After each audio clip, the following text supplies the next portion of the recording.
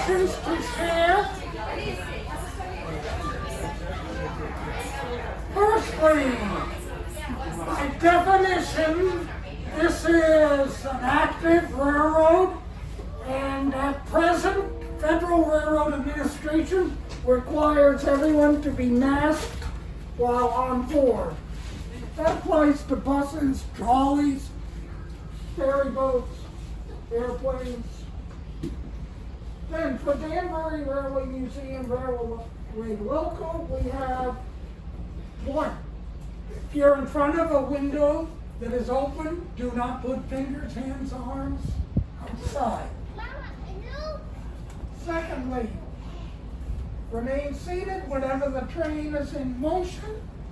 We will, in a few minutes, make our first stop, and at that point, we do disembark off the train.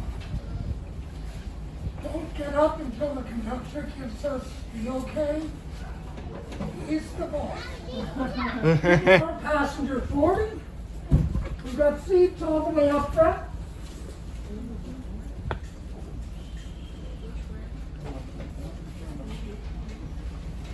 Our trip will take about 40 minutes today, including the first stop that I mentioned.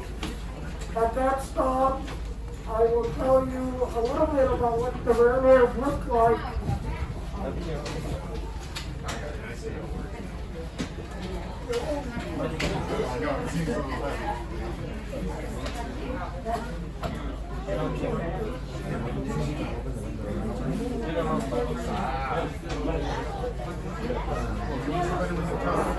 Okay, we will be proceeding through the rail yard, and on both sides you'll see a lot of our historic railroad equipment. On the right, some stainless steel, electrically operated passenger cars. They ran between Stanford and New York City up until the early 70s. On the left, we'll be passing a couple engines.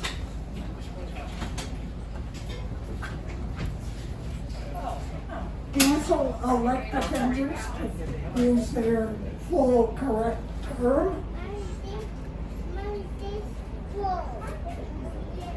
You'll see some freight cars and a lot of other things. When we get to the stop, we'll get off as I mentioned, and the bell, the horn, we're ready to move. The first stop, we'll be looking at what Danberry Freight Yard looked like when it was a busy terminal freight yard, switching yard.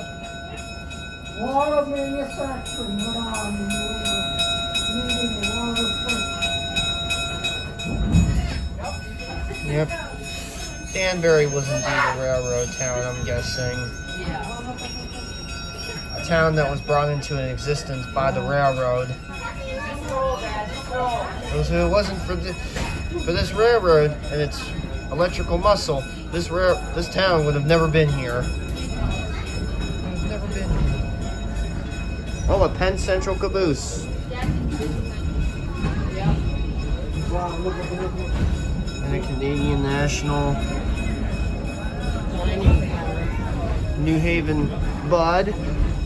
Wonder if they ever run that. Oh. By the way, we have a master painter. He's working on repainting that coach. One more. So representatives there, that's 75 years old.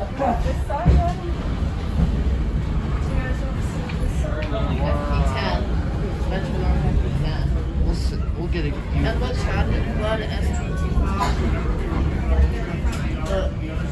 Yep.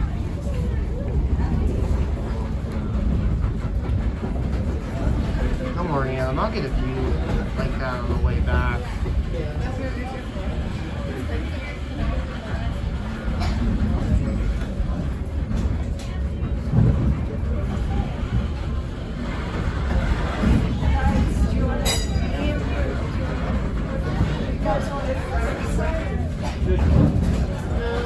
I'm good. You were asking earlier, our engine's Union Pacific. Oh, that came from the Union Pacific.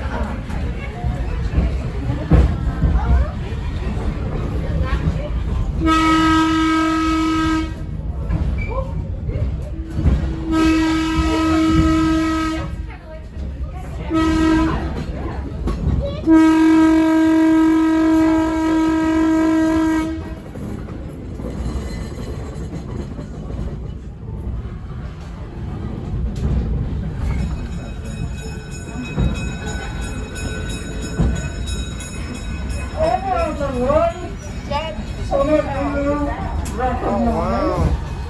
telling me Turntable. all about the turntable. Right now it's under restoration, better details, so it doesn't quite look complete, but hopefully soon it will be.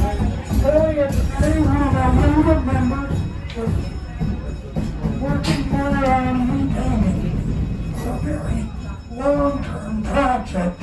Everybody here is a volunteer. What we're going to do when the conductor gives us permission to be trained is gather at the red signboard. And I'll, as I said earlier, tell you a little bit about how this area looked and how it worked up until the 70s. By the way, the group is just gathering here at the flat car. That's our oldest piece of equipment. It's a 1904 Rutland Railway flat car. And it's a group of scouts that are working. One of them, the fellow with the box, is going for Eagle Scout. It's a major project they're working on.